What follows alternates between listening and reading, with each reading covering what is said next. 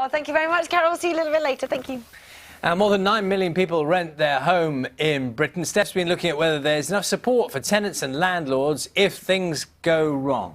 Yes, morning to you both. This is something that's becoming of more concern to people as more people are renting.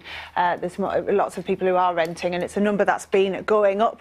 Morning, everyone. Yes, regulation around renting is complicated, and if you have a problem with your letting agent or landlord, it can be difficult to know who to turn to, particularly in England. Now, councils are trying to crack down on those who aren't looking after tenants properly. Well, with me now is Sean Hooker, who's from the Property Redress Scheme. Good morning to you, Sean. Good morning, Steph. So just explain to me how it works at the moment and your kind of role in it all. OK, right, since October last year, it's been compulsory for every person engaged in lettings or property management to be a member of a redress scheme. That's basically an escalated third-party complaint service that is free to the consumer, but the letting agents have to join, and they pay the fee for joining, and they pay for the complaint to be handled in a professional manner. So the idea being, if anything goes wrong, then the tenant is able to go to the redress scheme, and then between you all, you can sort it out. Well, absolutely, and we use mediation and facilitation to try and bring the parties together to come to a resolution.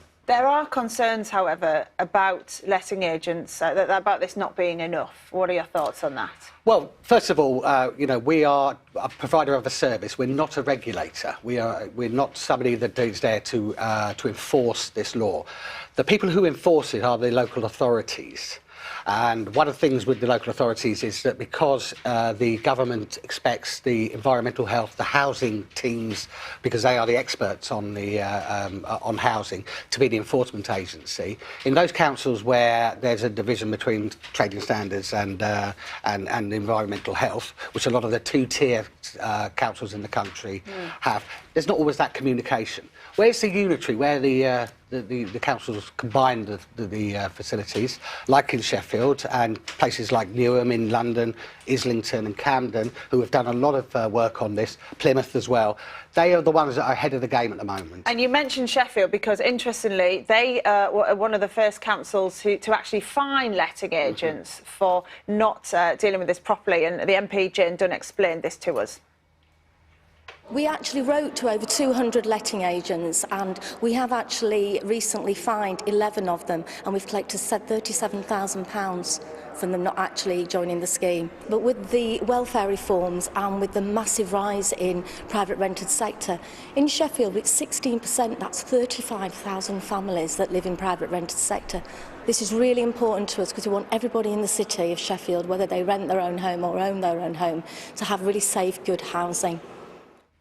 And so that's the thoughts there from Sheffield about how they're cracking down on it. What do you think needs to be done? Well, for a start, the fine is quite substantial. It's £5,000 per offence if you are not a member of a redress scheme. And the deregulation bill that's recently come in also makes it a requirement that you must tell your tenants and your landlords which scheme you're a member of and give them the details of it. And again, failure to do that is another enforceable fine, and again, of £5,000. So effectively, what the councils can do is, if they find these agents that are not complying with the law, they can impose the fine. Government's allowing the councils to keep the money, so if it's going to be self-funding if the councils put that money back into the enforcement. So the councils that have had success, like Sheffield, again Newham, have found that this becomes a self-funding exercise, and that the agents are starting to wake up and realise that this has got a little bit of teeth to actually make them join it. Yes, it's worth it. Sean, thank you very much for explaining that to us this morning. That's it for me for now. Steph, see you later.